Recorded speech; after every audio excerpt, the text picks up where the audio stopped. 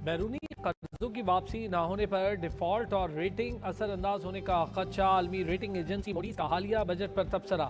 Budget में आमदन बढ़ाने और अखराजात कम करने के इकदाम नहीं किए गए।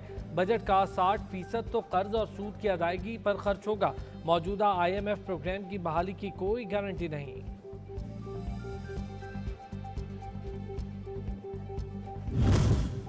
और हुकूमत का सरकारी मुलाजमीन को 23 जून को तनख्वाहें देने का फैसला। वज़ीर ख़जाना इसहाक डार का कौमी असम्बली इजलास में इजहार ख्याल।